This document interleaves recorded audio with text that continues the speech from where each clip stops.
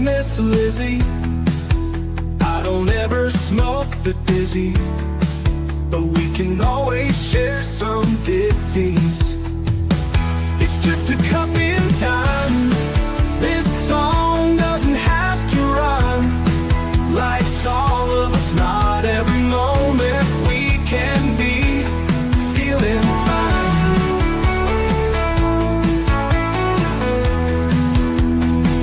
I wanna share a moment, just a second if you will, maybe even a cup of thrill.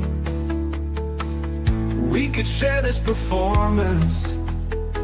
It's tea time, come sit with me.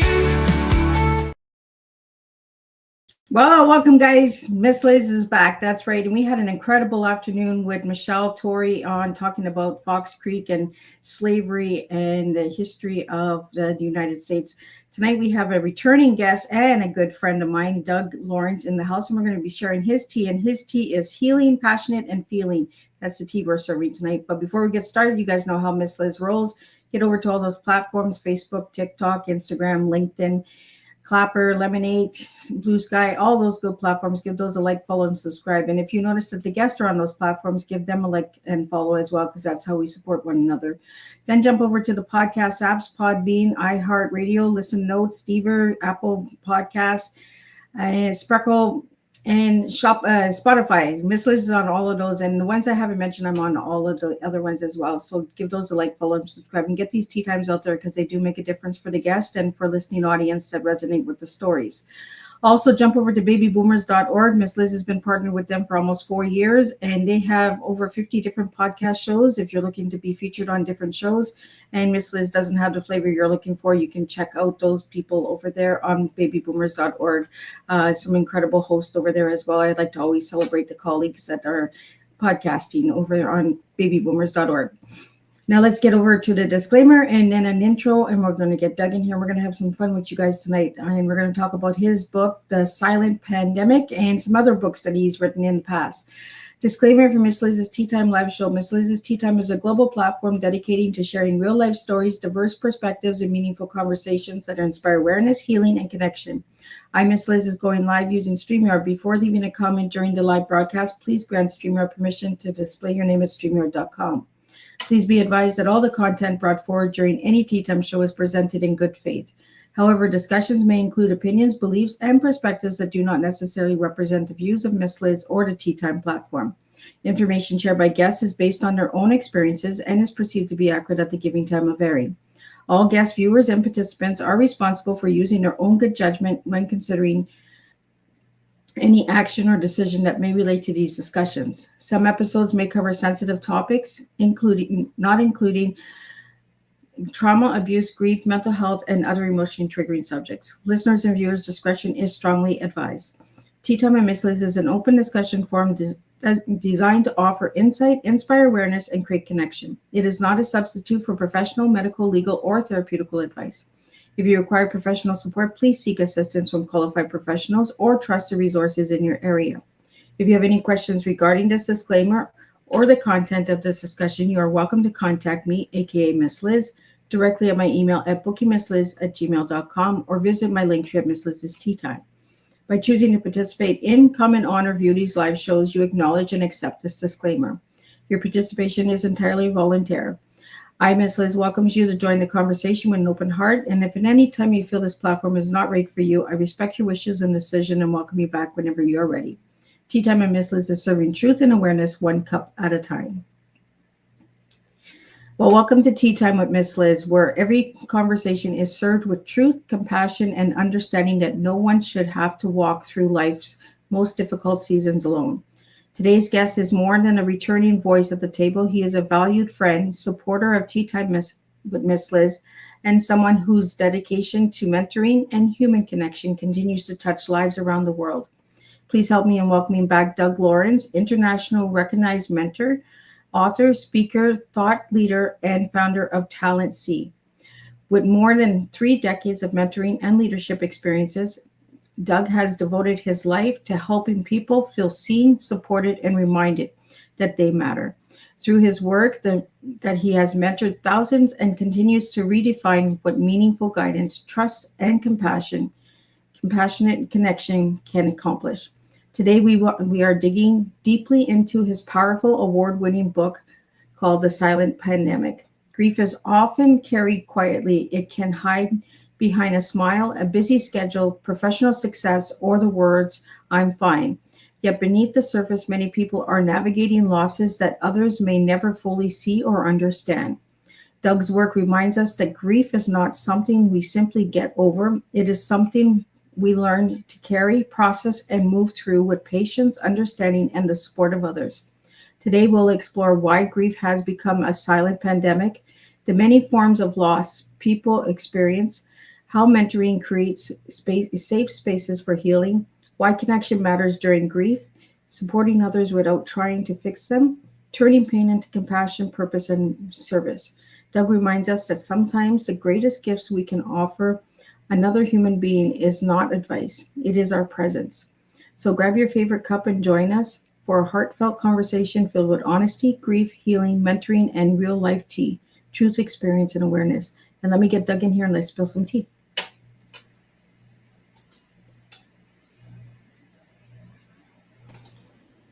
There we go. Can you hear me, Doug? Yeah, I'm here and I hear you. Let me see. There we are. I gotcha. Oh, Well, welcome back to the Tea Time table, Doug. well, thank you so much. We were talking before the show started, and it's been a while that we haven't really had the chance to connect. And yet, I do recall that we both said to each other the last time that we weren't going to let that happen, but we did.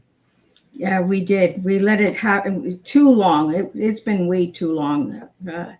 So, Doug, for my first-time listeners who haven't heard any of your tea times yet or the radio show, tell them a little bit who you were as a little guy and who you are now. So I grew up on a farm here in Saskatchewan. So it was a mixture of grain and cattle. Listeners don't really care what it was. It was a farm. So grew up on the farm, went to school, ended up joining the Royal Canadian Mounted Police. And after 25 years and a bit of a battle with post-traumatic stress, I ended up retiring and got into working in the private sector and then back into government and leadership. And I discovered mentoring and started my own business focused on all things mentoring, and did that I'm still doing that, and it's evolving as we're speaking. Lost my mom to cancer, lost my wife to cancer. I don't like cancer, but so I've gone through that. I'm still struggling, fighting with grief from the loss of my wife. So I'm dealing with that and kind of trying to move forward as best I possibly can. And I've written 3 books, and 2 that have got a focus to mentoring / mental health and grief. And actually, thank you for the little plug there with Grief, the Silent Pandemic. It's the recipient of 5 global book awards. So that part's good. And I have this sense, this feeling that there's going to be 1 or 2 more awards for Grief, the Silent Pandemic, but we won't push to it. We'll just keep our fingers crossed. Now I remember the last time you were on Tea Time, Doug, you were getting an award the next day, I believe, or you had just gotten one. I just remember that. We had talked about the silver award, I believe you got. Yeah, that makes sense. Yeah. So that's been a long time. We've been away too long. Far too long. Far too long. Well, we have a question here for you, Doug. from Paula, and it's how did the idea for TalentC first begin? So it started off, TalentC started off as Talent Shore. So if you take the word talent and then you plug in shore, SHORE, on the end of it, what had happened was we had picked that was going to be the title, only to find out that there was too much close proximity to other names that were in much the same path. And so the lawyers that I was working with to set the company up and all that had suggested that you might want to think about something else. And so my wife Deborah and I used to go on a regular basis, once a month, I think it was, to get our nails done. So toenails done. Not fingernails, toenails. No, yeah. Point of clarification, toenail. So we were talking to the young ladies that were doing the toenail thing for us, and one of them said, "Wow, that's simple. Why are you stressing over something like that? It's TalentC." And the reason the C is symbolic of being able to, it's looking out over a large body of water, and you can go as far as you want to go, sort of the idea behind, a young person starting their career, with some thought, and that they can go career-wise as far as they would like. And so that's how how TalentC came to be. And it's stuck ever since then. That's one thing I don't think we've ever talked about is the TalentC. We've talked about all the books, but I don't think we've ever talked about TalentC. Yeah, I think you're right. I think, and I had making you successful is what matters. I had a tagline, like that's what I used, and just we got everything all together and got, did the business cards, the letter, all that sort of stuff. So lots to think about and that, but at the end of the day, actually when I was thinking the original Talent Shore, how we envisioned that was we had a young lady sitting on the shore of this large body of water, and she was the one that was symbolic of the Talent Shore piece. So it's funny how when you take the time to just sit down and just open up your mind and let it wander a little bit, so that you come up with all these different ideas, and that was the one that kickstarted my journey, I guess, is the best way to describe it. But that's a good question. Thank you for that. Oh, Doug, I thought it was like a talent show. Oh, well, some days it is. Some days it is. Mentoring, it's got a show in its own, right? Yeah. So what first inspired you, your lifelong passion for mentoring, Doug? It started, I was job coaching university students and helping them with their cover letter, resume, interview prep, all those sorts of things. And so I was doing that. And what would happen is they'd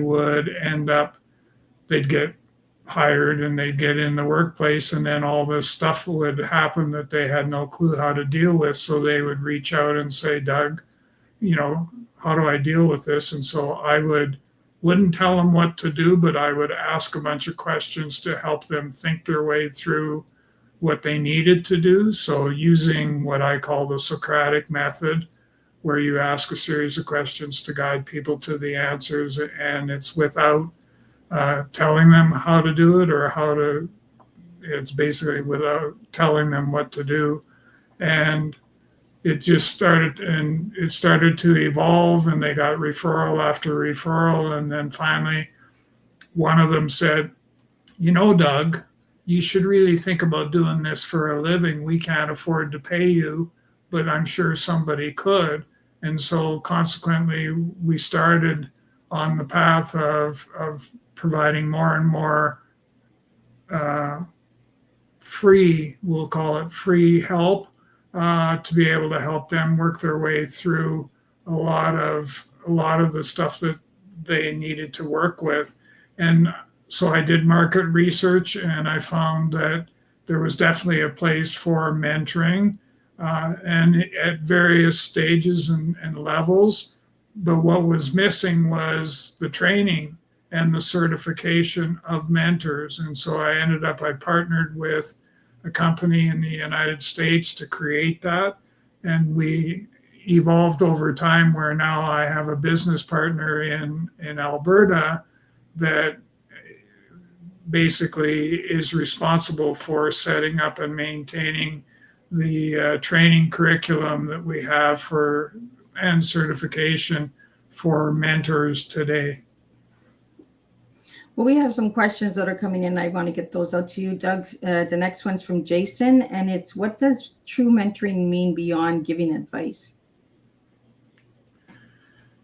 I'll give you the definition and you can think about it from there. So mentoring is a two-way trusted relationship where both the mentor and the mentee learn and grow together on a personal and professional basis. So some key things out of there is that mentoring isn't just your typical career development solution that you plug into an organization, and it's to help coach people through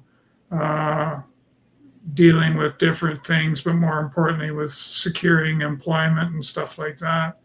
So but the definition, what I try to get people to understand is that what's really important here is the fact that mentoring has got a personal and professional development pathway to take. So when I'm going to mentor somebody, I'm always trying to find out whereabouts they are mentally and mental health wise. So I will sometimes ask them a series of 3 or 4 questions just so I can get it framed in my head whereabouts they are on their mental health journey, because that can also impact how I deal with them in a mentoring relationship. So we have another question here for you, Doug, and it's from Bradley. Which lesson has mentoring taught you the most over the years? Over the years, I think, the most important thing is, number one, is it comes back to what I was just commenting on, was the personal and professional growth. It's getting people to understand that it's really important. Another thing to think about is it's really important as a mentor to be able to communicate effectively. And we don't sometimes do all that horribly great of a job in that regard. So, yeah, what was the other part of the question? Let me see if I can find it here. Let me see. Where did we find it? Right here from Bradley. Which lesson has mentoring taught you the most over the years? Mentoring has a place, business world, wherever. But what I've found with the research that I've been doing to help demonstrate that mentoring is part of the support structure for mental health, I think that's the biggest thing that I've learned coming out of all of this, is that, and it's helped me be recognized, not that that's a big deal, but is to be able to be recognized as a mental health mentor. So also you can call it a grief mentor if you want. So that's probably the biggest thing that's come out of this as a mentor is those two things. Well, we got a question here about the first book that you're on Teatime with was what inspired you to write You Are Not Alone? So that's book number 2. You Are Not That Alone. was book number 2. And then The Silent Pandemic is book number 3, right? Yeah. What's book number 1? You were on for book number 1. Book number 1 was The Gift of Mentoring.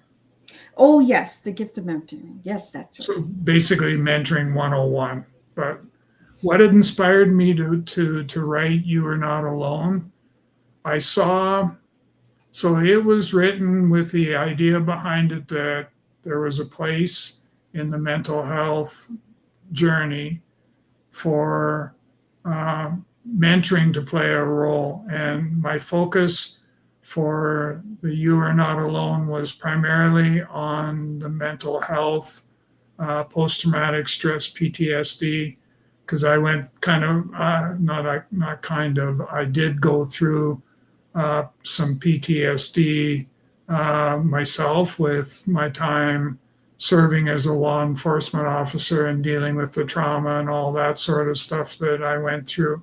And so I wrote the book to address that. And then fast forward to grief, my whole story line around grief, the silent pandemic, it was much the same. It had a mentoring focus, but what it did was it took some lived experience that I had from the grief side of things to be able to provide some insight. So different types of grief that you may or may not experience, being able to reach out and ask for help, and sometimes just, asking for help, knowing what to say, when to say, and how to say it, all those important things. So that's kind of the sequencing of the three books. Well, I'm going to pull up The Silent Pandemic so everybody can see this incredible book and we can talk about the cover. So tell us a little bit about this cover. So it looks at it, when you think of grief and the silent pandemic, if you look at this, it's, you've got everybody that is experiencing grief at this particular stage is trying to go or return on their journey or get going on their journey, but they have this tumultuous environment that they have to transcend through in order to be able to get to a place where they feel safe and where they feel comfortable at hopefully starting to speak a bit more about their grief.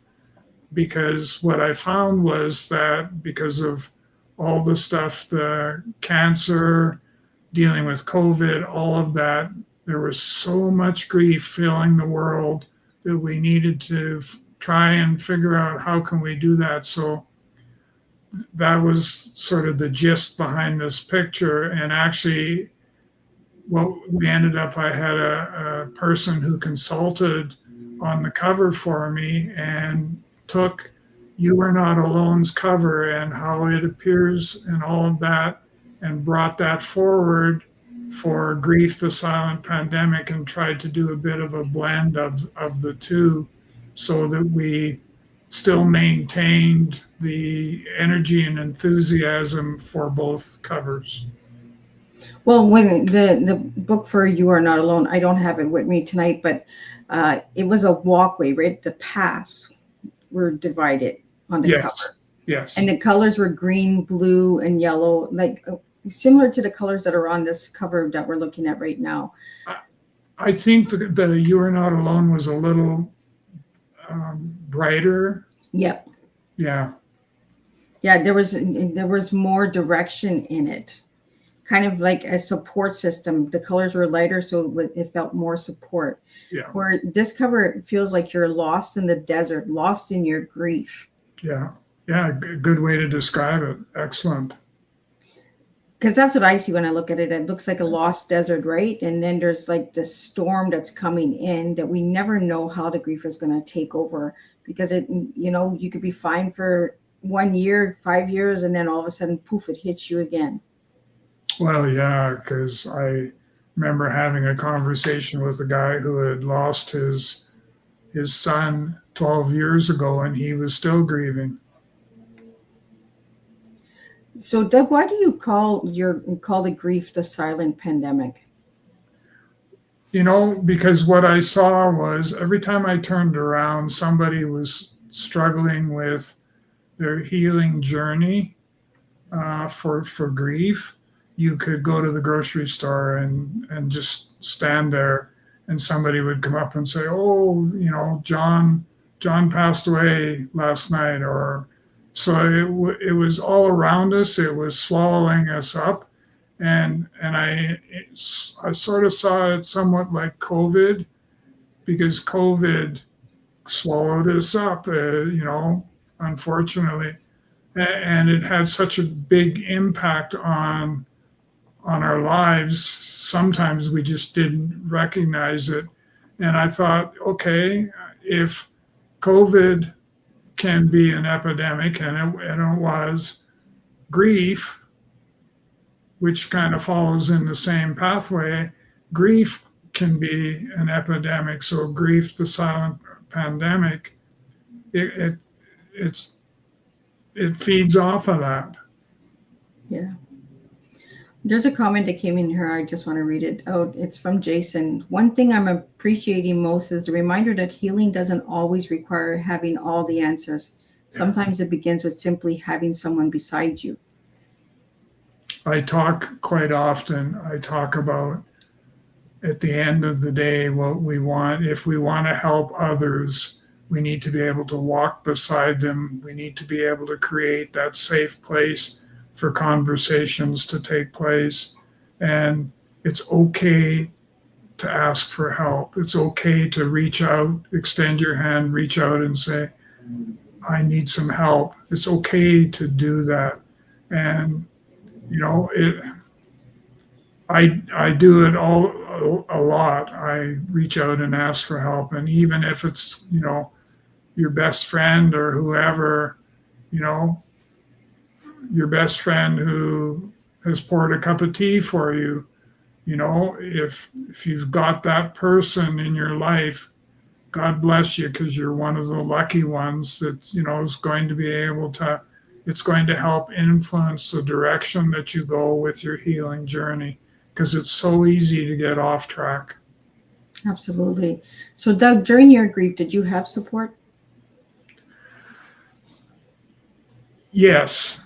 I had to, what's interesting was we did a celebration of life for Deborah when she passed, and I had, people coming up, some good friends and all of that. And they would, they'd say, "Oh, I'm so sorry to hear about Deborah. Why don't we go for coffee, or why don't we go for lunch?" That was 5 years ago, and I'm still waiting for that coffee, and I'm still waiting for that lunch. And so one of the things I always tell people is, if you want to make a great contribution to the healing journey, if you make a commitment, you honor that commitment. Right. When we say we have each other's back, we got to really show that we have each other's back. Exactly. There's a big difference of saying I support you and really supporting you. I belong to 2 support groups, and that's one thing that, the premise is that in those groups, that if you commit to show up, even if you just commit to show up for the weekly sessions, monthly sessions, whatever distance apart they are, but it's the fact that you actually show up for those sessions that has a huge impact, number one, on how the person feels about themselves, and how they feel that if this, you know, if Doug's walking in those shoes, it must be all right for me to walk in there, and Doug's asking for help, so it must be all right that I can ask for help as well. So it's, you know, kind of, it's trying to do as much as we possibly can, you know, in as little time as what we need to. So, but I know that I probably, I would say that I'm fortunate enough that if I need help, if I'm kind of stretching myself really thin, that I can usually shoot a text message, an email, or something and say, I need to go for a cup of coffee. Can you take the time to join me? Most of the times, with the odd exception, most of the time, people jump in the car and meet me at a coffee shop. And then it's a matter of, you know, just knowing what questions to ask, knowing what to say, when to say, and how to say it, to be able to provide the value that I'm searching for. And it's a matter of it's communicating. I need to be able to communicate how I feel, why I feel the way I do, and what I'm hoping or my expectation of them, what it actually is. I found, like, when my grandma died, everybody said, Liz, we got your back. If you ever need us, just call us. You know, why can't you call me? Right? Yeah. It's that call to call you to see if you're okay. Or a lot of people promise that, you know, we'll get together, like you just mentioned, during the services and stuff like that and the celebrations. But then after that, it's almost like those words were not meant to ever happen. That's interesting because I made the observation. I went to somebody's funeral, and after the funeral was over, they stayed for their coffee, tea, and dainties and stuff, and then gone. You know, and you never see these people again until someone else passes, right? yeah, and I mean, you know, I'll give them their just, because for me, it was, I went to a funeral because it was a family member, I think, family or friend. And I probably shouldn't tell stories, but I went because I had this idea in my head that when it came to funerals, that people go to the funerals because they think they should. And when they're there, you know, they participate and all of that. And then when, you know, they say, okay, thank you everybody for coming. There'll be coffee, tea, and dainties in the hall next to the chapel. And so then you go and you're sitting there and you watch, and people get their fair share of dainties and coffee, and then they just slowly disappear. And I asked a couple of folks, I said, you know, what's the plan for providing support for these people? Oh, we don't do that. Yeah. Well, we have a question here for you, Doug, and it's from Real Estate with Kate. What is one misconception people have about grief?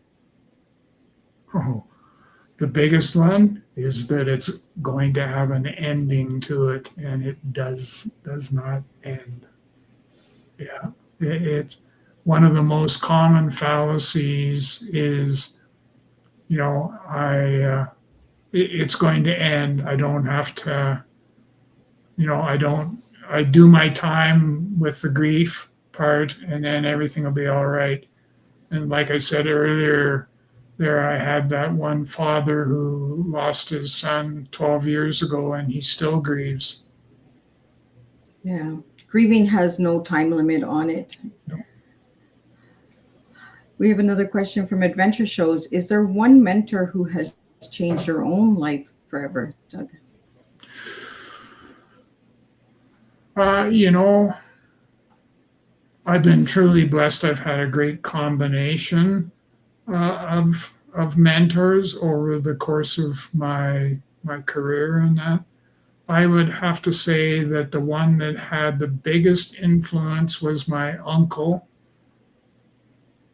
Yeah, Uncle Benny, and he was in the Royal Canadian Air Force. And anytime I got together with him, it felt natural, and I knew that I could always ask him questions, and he wouldn't always give me the answer, but he'd kind of get me thinking about what the answer might be. And he was so, he had that calming nature about him that, he could help you, to be able to work your way through all kinds of different things. So it would definitely be him. Uncle Benny. I've never heard of Uncle Benny. This is the first time. And you've been on Teatime, I think 5-6 times. Well, you're one of my guests that has been on the radio show. I think you and Jen were the only ones on the radio show that I had. So okay. Yeah. We have another question for you, Doug, and it's from Citrus. Has writing your books changed you personally? Oh, yeah, definitely. I have a deeper appreciation for what is. I have a deeper appreciation for what could be. And I have a deeper appreciation for what can I change that I didn't think I could change before. Well, you've answered this question already, but I want to get it up there again for you, Doug. And this is from another viewer. What inspired grief, the silent pandemic, and why do you call grief a silent pandemic? If you just want to just touch on that again. Sure. Yeah, not a problem. The inspiration for grief actually came from, and I think we may have danced around answering this one, but it for the most part, it came from, so the grief part was because there was all this sea of grief all around us, and we were struggling. It was interfering with life in general, and just it was nasty is the best way to describe it. And so, how it came to be was predominantly with the passing of my wife, Deborah, in 2021. I dedicated part of the book to her because she was my inspiration, rightly or wrongly, for the writing of the book.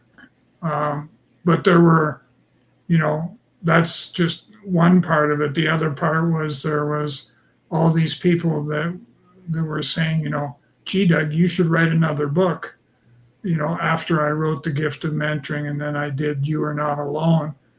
And You Are Not Alone was inspired by some close friends saying, you should write a book, or you should write another book. And so Grief, the Silent Pandemic was much the same. It came from the push or the inspiration of others to be able to get things started, get things going, and then taking it right through to publishing it. And sometimes we need that push, right? And obviously somebody wanted to read more of your writing, so they pushed you to write another one. We have a question here from Discovery Connecticut. How do you support someone who's grieving if you don't know the right words?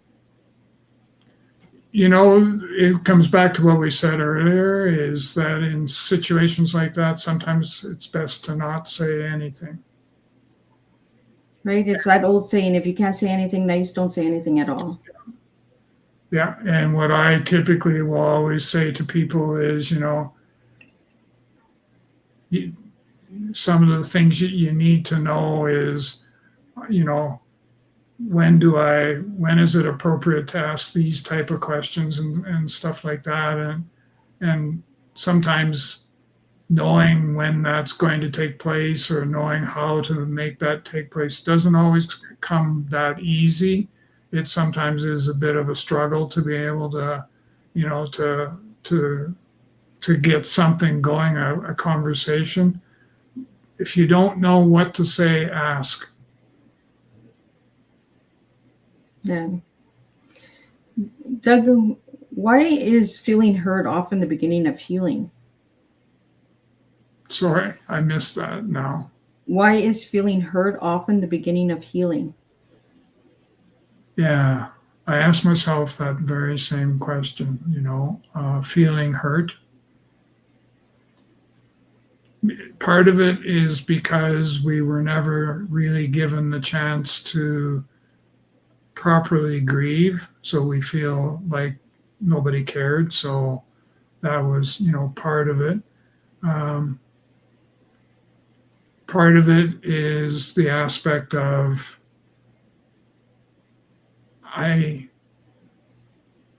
what about the people that are left behind? Have I provided them with the tools they need to be able to navigate the sea of grief? Sometimes I'm okay there. Sometimes I'm not okay. Yeah. Well, Doug, I want to talk about something that we were talking about backstage before we went live, and that's writing your own obituary so our family members don't have to do it for us. How do you feel about that? You know, I helped write my mom's. I guess that would have been the first exposure to writing an obituary, was the one for my mother, and we did it as a family. And then when Deborah passed, I took it upon myself to write it.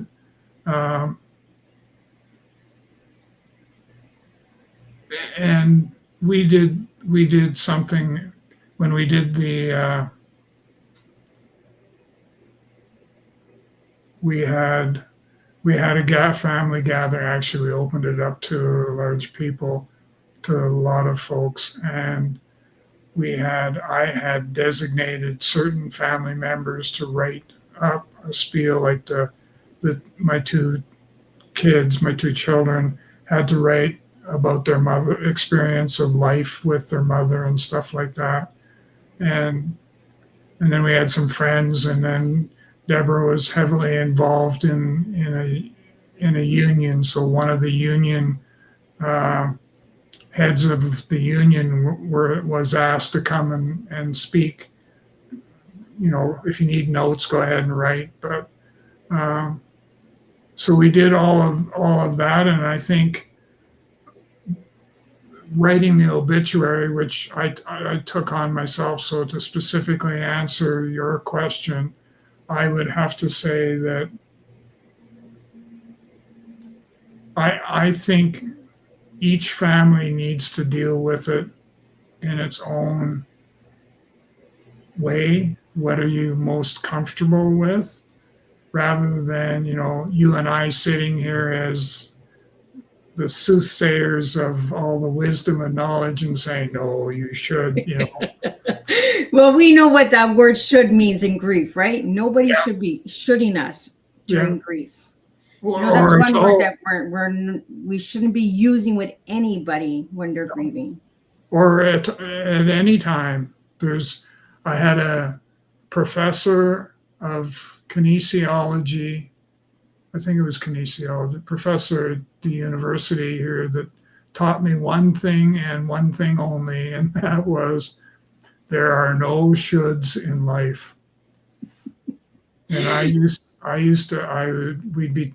and I used to supervise hockey referees together, and I'd be talking away and I'd say, and you know, they should have done that, Doug.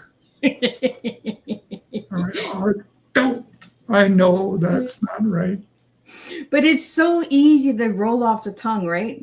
You Yeah. should do this. You should get over it. You should be done with it. You should. There's so many shoulds that are heard during grief time. And I think that's one of the words that if you can't say something nice, don't say that word should. Yeah. Because I think it throws people back. You know, especially when it gets to the anniversaries or special days like 10, 20 years. Oh, you should be done with that grieving now. You know, it's a memory, it's a moment. And I find the longer we grieve, the more love we had for that person. Um, you know, the reason I asked about the obituary, writing your own obituary, is we don't understand the pressure that we're putting on someone who has just lost a loved one. And then it comes to, you have to have that obituary done within the first week of them gone, Yeah. because most services are done within the first week, right? But you haven't even processed that that person is gone yet. And now you have to write that they're no longer here, Yeah. you know? And that's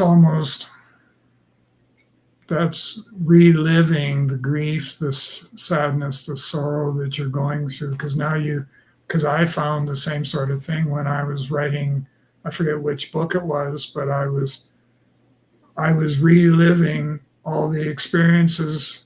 You know, the one I had that jumped out all the time was sitting in the emergency room with Deborah, and the doctor coming in and looking at both of us and saying, Deborah has cancer. Well, talk about knock the wind out of your sails, you know. And every time I would have to do a rewrite of my book, which made me think, okay, how come you're not learning anything here? That, you know, you need to cut down on the amount of rewrites you have to do, because every time you do, it's not a coping mechanism that works well for you. So, Yeah. You know.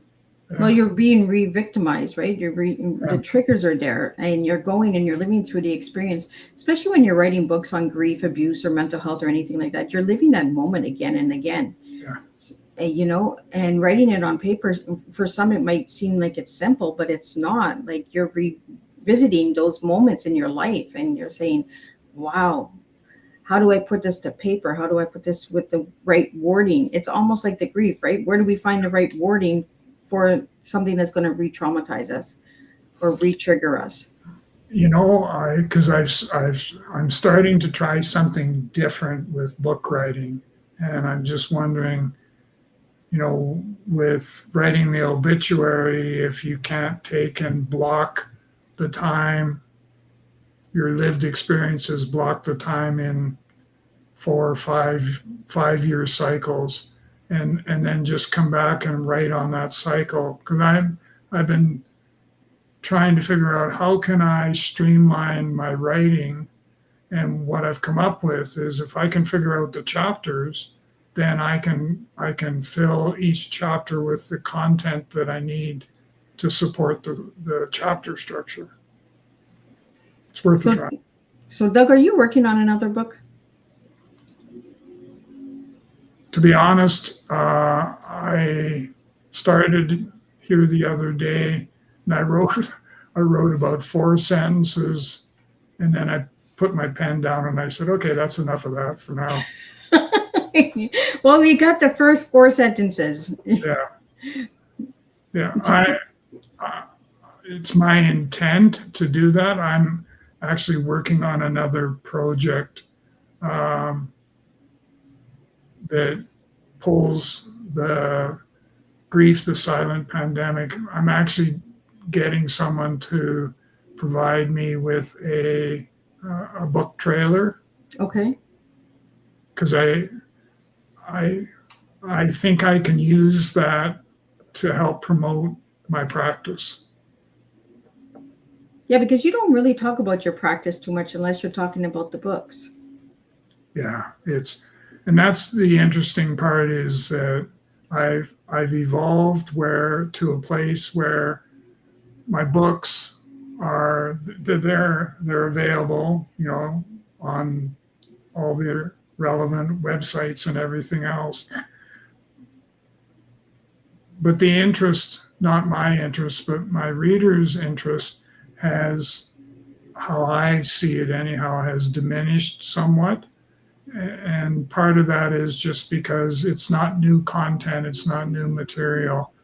And so I'm going to rejuvenate it by doing a book trailer that focuses on on what is it? It's a cinematic story. Whatever that's going to look like or whatever that's going to mean, I have no clue. But we're going to, give it a whirl and see. I think it'll be cool because we really don't know about your services that you offer, Doug, unless you're talking about the books. So once we get the books out, then we get out what you offer. So what kind of services do you offer, Doug? So when I look at what I offer, it's mentoring, mental health, and grief in simplistic forms. So in the mentoring part, I do lots of one-on-one mentoring. I have organizations that bring me in to help mediate conversations. So I do that. I implement mentoring programs in organizations. So I do a fair amount of that sort of stuff.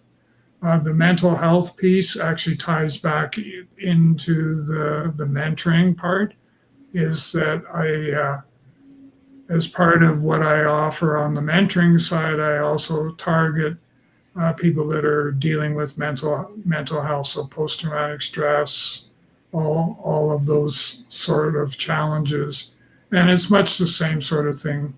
It's walking beside them to help them deal with the situation and stuff. And then finally, the last part of what I offer is the aspect of dealing with using mentoring as part of the support structure for mental health and for dealing with grief. So I go to lots of grief sessions put on by other people. I go and I'm there to listen and hear and stuff like that. Some I'm also a co-facilitator, so a lot of that stuff. But I've logged over 3,500 hours of mentoring, grief mentoring as a whole. Yeah, because that's what I have here, 3,400 mentoring hours. What has it taught you about people with all that mentoring? Sorry? All those hours that you've worked with different people, what has it taught you, Doug? Oh gosh, everybody, well, I always say everybody is unique. And so I have to customize my approach to mentoring them based on what I see. So what I've changed when I'm mentoring is I do what I call now a scan. Got to think of different things. So I scan somebody that I'm meeting for the first time, and from that scan, I can determine, do they have issues with their mental health? If so, what's the plan going to be to help them address that? What about the person that isn't really sure what they need? How are you going to deal with that? How are you going to deal with that if you're being brought into an organization and you want to make sure that you're going to be able to provide the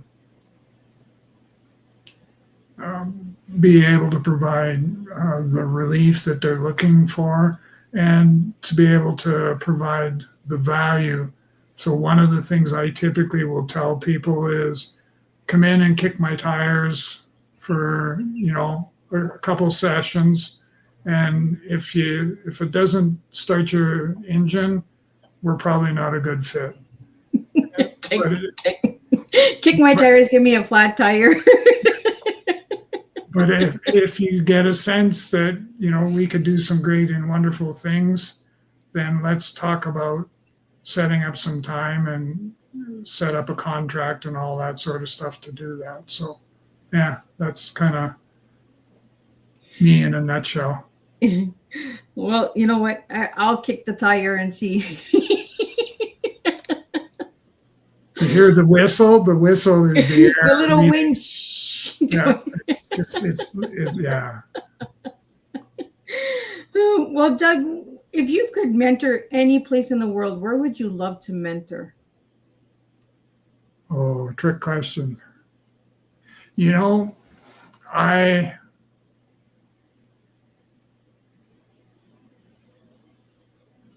would like to go to Portugal. Oh, why Portugal? You know, we went there in, what the heck year was it now? 2021, 2022. There was 8 of us, all family and friends, and it was a belated 40th anniversary, I think it was 43rd anniversary. So we rented a villa in Portugal, and there was 8 of us, yeah.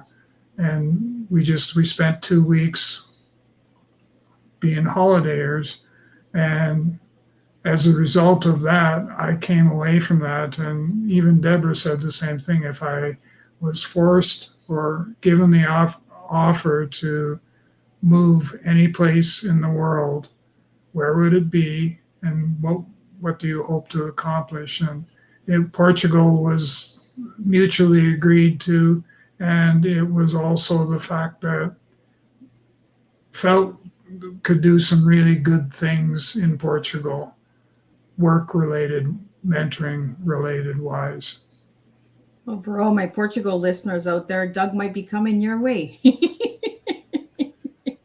You never know. You never know. I kind of put these little bugs in my guest ears, and then all of a sudden I find out Doug's in Portugal. Yeah. Doug, what advice would you give your younger self today? You know, to accept the fact that what you do is good work, and you need to be able to share that with the rest of the world to help it be a better place to live. And what's your final message for everybody tonight? It's okay to ask for help. And I think I'll leave it at that. It's okay to ask for help, because that says it all. And if anybody wanted to reach you, how could they reach you? They can obviously reach me on LinkedIn, send me a direct message that way.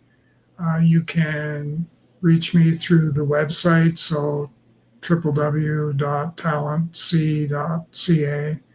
And the other part is you can also just send me a direct email message at doug.lawrence, LAWRENCE, at TalentC, so the word talent with the letter C on the end, .ca, and I'll get back to you and we can have a conversation and a cup of tea. Well, before we wrap up, let's get into that tea. Healing, passionate, and feeling. Those 3 words. Why'd you give me those words for your tea? Okay, I'm all about healing. So obviously that was for one. I'm a passionate sort of individual, so that was why for number 2. I'm kind of one of those touchy-feely type of people, so the passionate part was a natural fit for me. And the feeling part, I'm still grieving. So the feeling part, is something that, depending on where you are in your journey, will also dictate what level of feeling you actually are still being guided by. And you need to wrap your head around what does that look like, and what can I as a person do to help diminish that feeling of whatever you're feeling, sadness, sorrow, all those things. Well, you just served us a strong cup of tea, and that's the way I like to end the shows, is serving the strong tea of my guests. Doug, it's been a pleasure seeing you again. And again, let's stay connected and continue to support one another. I want to thank all the viewers that tuned in, everybody that sent your questions. Thank you for supporting Ms. Liz. I could not do this without all of you guys.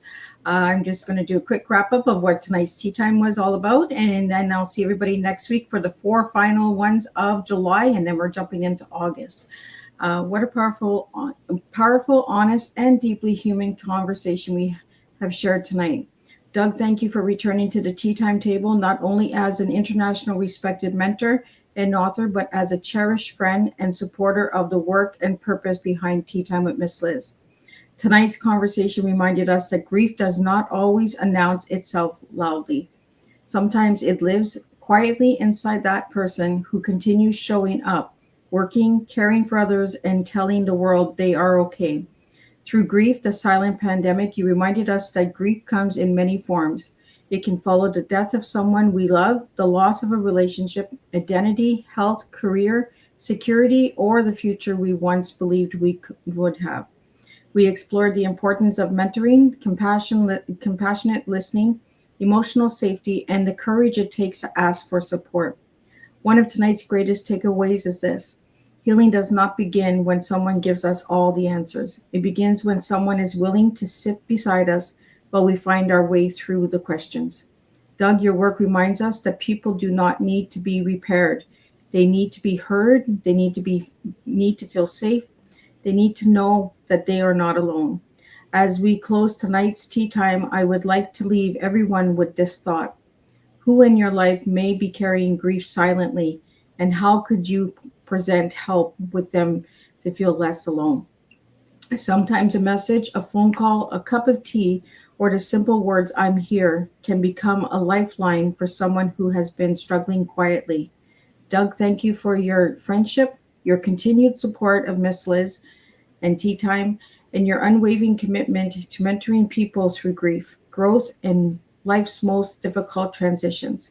Until next time, continue showing up for one another, continue listening without judgment, and continue serving real life tea, truth, experience, and awareness, one compassionate connection at a time.